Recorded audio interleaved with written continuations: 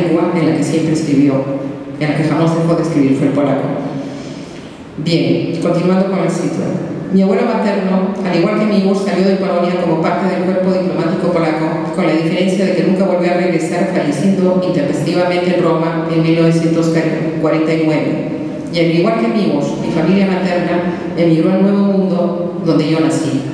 El encuentro con su obra fue para mí como un encuentro con mis raíces y conmigo misma. Bien, hasta aquí la cita. Vivía yo pues partida entre dos mundos que no se tocaban, con una sensación de otredad absoluta frente a la sociedad circundante.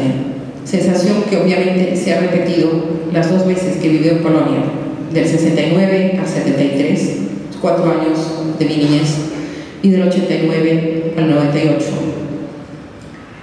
Sensación que se repitió, por ejemplo, cuando amigos, a quien busqué para manifestar mi deseo de seguir traduciendo su poesía, dijo no saber qué tan bueno era mi dominio del castellano. A la segunda vez que fui a hablar con él, lo hice acompañada de mi esposo, llevándole mi novela y mi poemario publicados en Lima, como una prueba palpable de mi dominio del idioma. Pero él estaba más interesado en la figura de mi esposo, y luego de que yo le explicara que nací en Lima, que mi padre era peruano y que jamás aprendió el polaco, que estudié lingüística y literatura hispánica en Lima y que había publicado 2 libros en castellano en Lima por todos lados, me preguntó tan solo dónde nos habíamos conocido con Fernando. En Lima, le dije. A lo cual mi voz me preguntó, ¿y qué hacía usted en Lima? Entonces, pero si yo nací en Lima, le contesté, era un diálogo de sordos, un diálogo intercultural de sordos.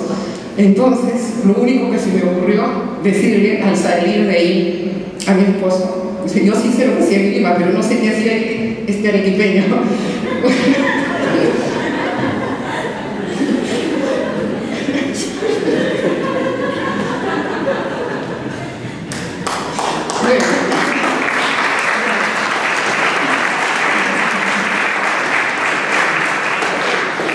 Pero bueno, continuando con... Bueno, vámonos a poner serios.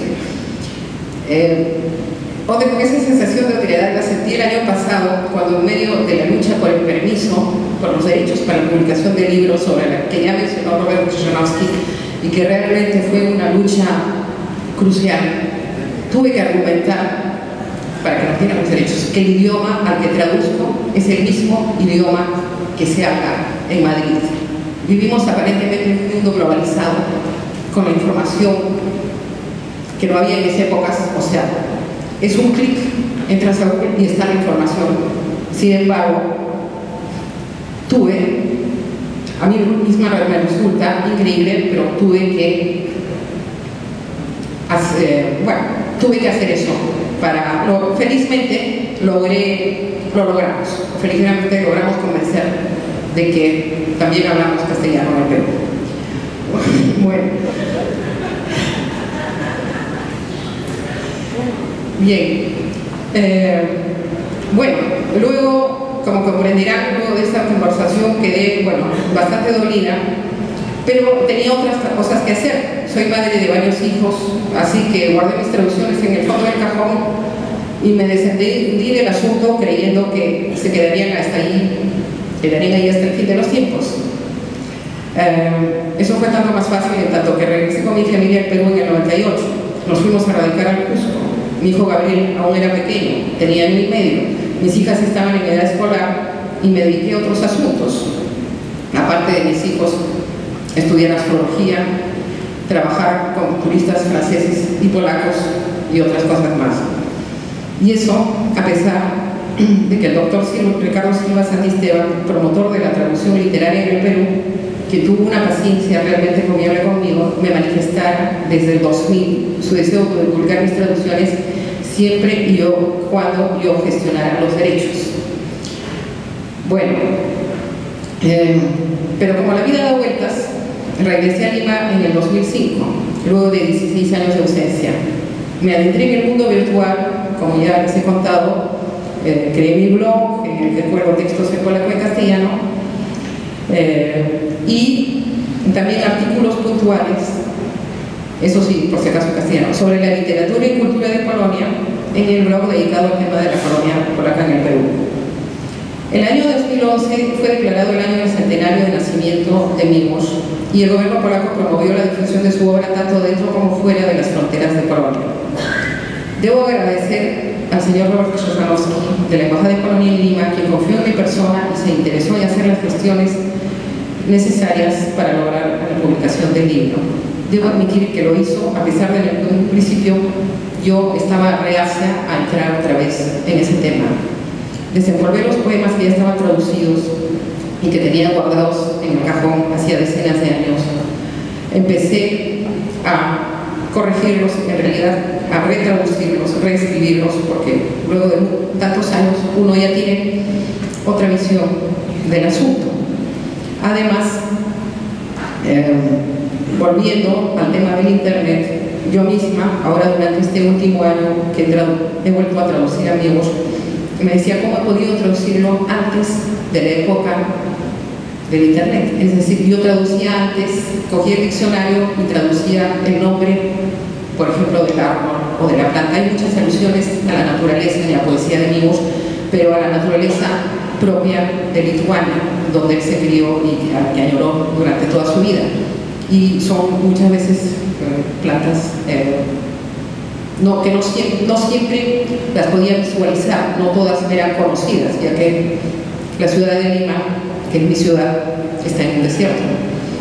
Entonces, yo decía, ¿cómo he podido traducir estos temas sin haberlos visualizado? Yo ponía en Google Imágenes el nombre de la planta en polaco, lo ponía en castellano y comparaba, porque los diccionarios cometen errores. Si efectivamente la imagen de Google Imágenes en un idioma correspondía a la imagen de Google Imágenes en el otro idioma. Y bueno, además de que podía visualizarlas para hacerme una idea, ¿no? O sea, para compenetrarme con el tema y poder seguir traduciendo. En otras palabras, volví a escribir poesía luego de muchísimos años, pues el traducir poesía es reescribirla. Simultáneamente participé en la organización de la Mesa Redonda sobre Czesław Miłosz por encargo de la Embajada de Polonia, en la que hablé sobre los ejes temáticos de su poesía.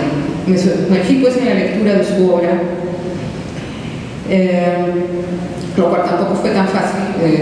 Yo leo a Miłosz solo en polaco, no leo traducciones, a menos que sean las mías. Y bueno, de aquí no se consigue, no se consiguen todos los libros. Tenía algunos en casa, da vergüenza decirlo, pero tengo uno con un sello de una biblioteca de Cracovia que en medio del apuro de nuestra vuelta nunca llegué a volver, pero me sirvió esta vez, así que no fue para mal. Bueno, y tenía dos hijos en ese entonces estudiando en Cracovia. Mi hijo cuando regresó me trajo un libro, mi hija me hicieron llegar 2 libros y lo demás lo buscaba vía internet nuevamente. Los poemas los traduje del polaco al castellano. La introducción la escribí en castellano y la traduje al polaco. También el texto de las solapas, o sea que ha sido una traducción hacia ambos lados. El dibujo de la carátula es hechura de mi sobrino, como ya mencioné, José Gabriel Alegría Sabogal, y el diseño de la carátula ha sido hecho por Rafael Barrio de Mendoza, enamorado de mi hija Jimena. Puedo decir pues que este libro es una obra mía y de mi año. Hoy día concluyó 1 año y medio de trabajo dedicado exclusivamente al libro. Pero como ya se habló antes, no es este año y medio de trabajo dedicado al libro, es una vida entera, es un tema que viene pendiente de larga data desde hace más de 20 años. Porque si bien hace 30 años empecé a traducir a Baczynski, lo de Miłosz empecé a traducirlo posteriormente, como ya expliqué. Hace unos meses, cuando todavía estábamos en el trabajo de edición del libro, le decía yo a Andrzej Stefaniak que en este libro está mi vida entera. Y es que, como ya se dijo en esta mesa, esta es una edición bilingüe. A la derecha tenemos el texto en castellano, a la izquierda en polaco. Es como si un texto fuera el reflejo del otro. Y ese es el símbolo de mi vida entera, partida de 2 culturas y de 2 idiomas que apenas se tocan entre sí. Y el traducir las imágenes de una cultura a las de la otra no es solo un trabajo para con los demás, sino tal vez ante todo un trabajo para conmigo misma, para funcionar en un todo las dos partes divididas de mi ser. Por último, diré, porque creo que eso no lo hemos mencionado, que esta es la primera publicación de alguna traducción de Migos en América del Sur y la única publicación con motivo de su centenario en América Latina. Se publicó efectivamente el año pasado una traducción en España con la editorial Galencia Gutenberg, con la que la agencia que representa a los herederos Ripoll de exclusividad para el idioma castellano y con la que, bueno, digamos, intentando de esa manera se cierra la puerta a cualquier otra traducción que aparezca. Felizmente logramos entrar en contacto con Antonio Migos, saltearnos a la agencia que lo representaba, con Antonio Migos, hijo del poeta, hacer una amistad virtual con él y conseguir los derechos para la publicación de este libro en un trabajo conjunto, un esfuerzo conjunto con el señor Robert Krzyżanowski de la Embajada de Colombia. Muchas gracias.